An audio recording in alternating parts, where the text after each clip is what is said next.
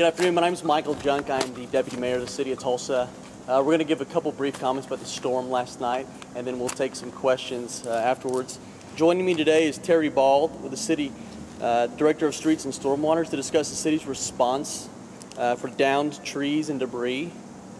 Sergeant Shane Toole with the Tulsa Police Department to talk about TPD's response, and Roger Jawcliffe, Director of Tulsa Area Emergency Agency, to discuss the management of the and our efforts moving forward. My name's Terry Ball.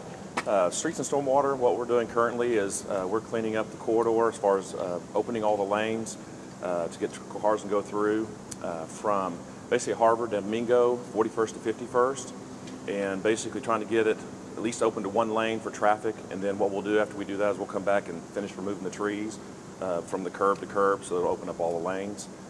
Currently we have 3 traffic signals that were damaged in the storm, and we're going to be looking at those and figure out what we need to do to get those repaired.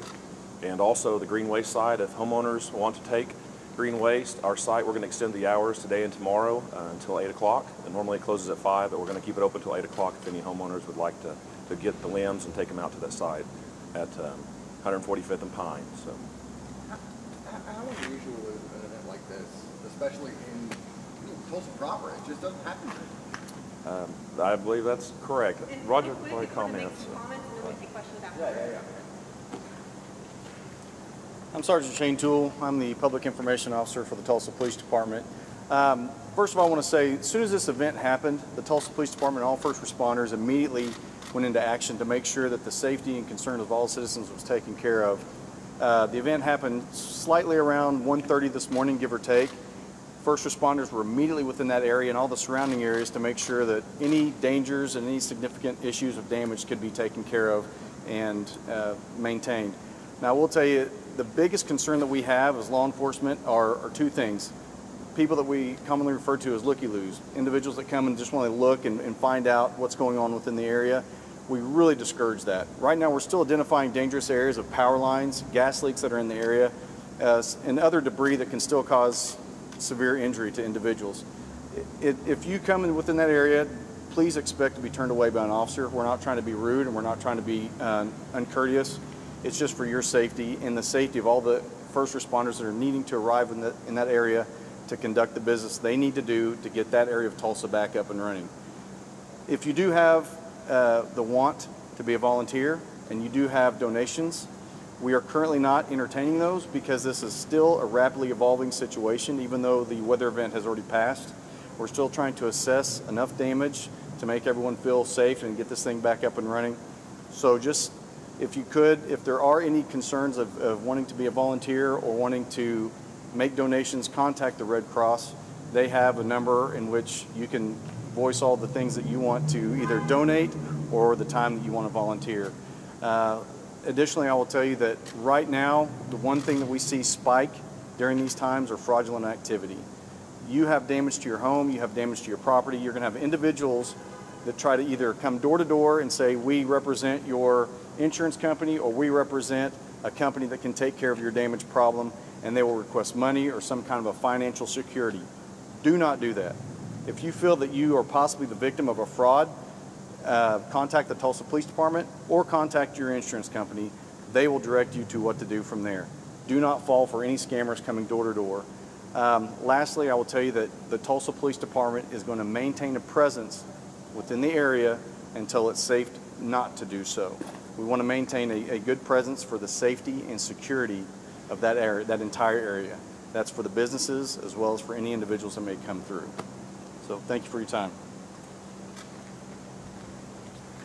I'm Roger Jawcliffe. I'm the Director of Tulsa Area Emergency Management Agency. After the storm hit this morning, we were in the Emergency Operations Center, and our immediate tasks were to ensure that a number of our partners here were notified. We spent the early morning hours contacting many partners that came in to support the Police and Fire Department and IMSA in their response. Throughout the day, we've been in contact with PSO, ONG, Oklahoma Department of Emergency Management has representatives here, several other partners to come in and provide support to them. And we will continue to do that. Our Emergency Operations Center is in what we call a Level 2 activation right now with us and our supporting partners working this with the personnel that we need here at this time. I want to explain our protocols on activating our warning system. Here in Tulsa, we have a siren system, consists of about 98 sirens covering over 200 square miles, virtually all the city, or most of the city of Tulsa. A few square miles on the edges that are not highly populated don't have sirens there. We have some sirens out in Tulsa County, in the Berry Hill area, in Turley and Sperry. We, as a practice, monitor storms, any storms coming into the area, and communicate with the National Weather Service during this time.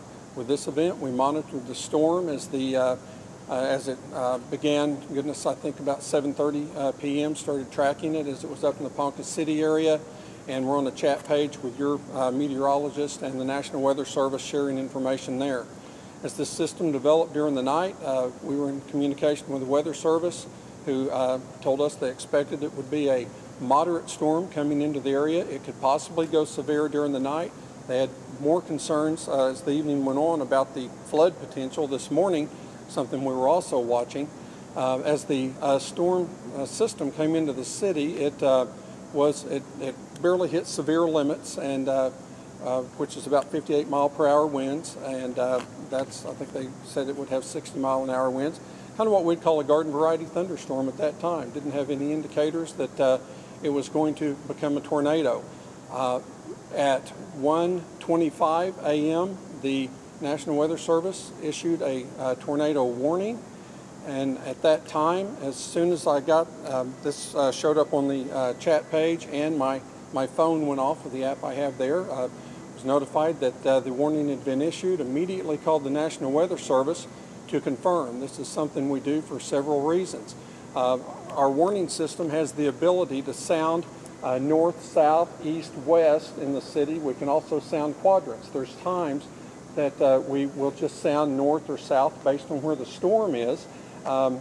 We do not want to overwarn. You go back to the Joplin tornado in, I believe it was 2013, and many people after that storm said they did not heed the warning of the sirens because they felt that they had been overwarned in the past, a lot of false alarms. So this is something that we work very hard at making sure we're properly warning. And so my immediate call was to the Weather Service. As soon as I got that information that the warning had gone out, I called and asked, where is it at? And he said, the cell is at the Broken Arrow Expressway in 51st Street and is moving south and east into Broken Arrow. And I repeated back to him to ensure I got the message right. He said, yes. He said, it is in Broken Arrow now. I said, if it's in Broken Arrow, we will not sound our sirens, because the threat at that time that we had got this information, the threat of the storm was going into Broken Arrow. Our sirens do not cover Broken Arrow. They have their own emergency management program. I immediately asked them if Jamie Ott, the director of Broken Arrow Emergency Management, had talked to them yet, and they said they had not talked to him. Looking back on it, I probably tied up the phone when I called them, and he was waiting to call. I told them I would call him because I knew they were busy with what they were doing, and I have a regular contact with him and knew I could call him immediately. I did.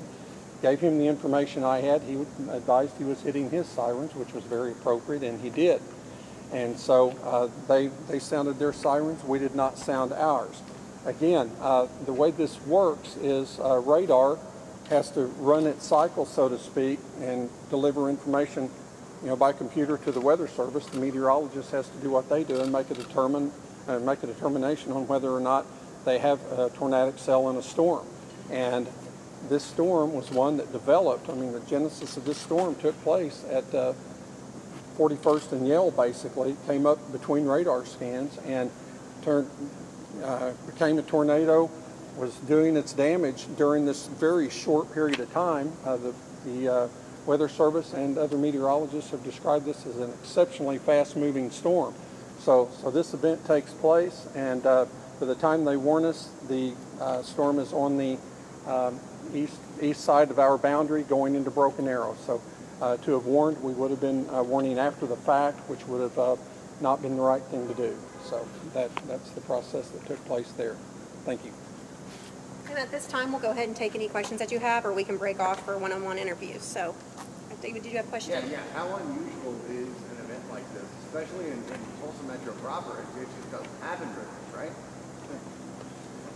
Are you talking about a storm developing so quickly to this magnitude? Well, no, not even that. Yes. Even just touching down with Yes, state limits. yes, it is a very rare occurrence. I think I read somewhere in the media that this is the third tornado to take place in Tulsa County in the month of August in 50 years.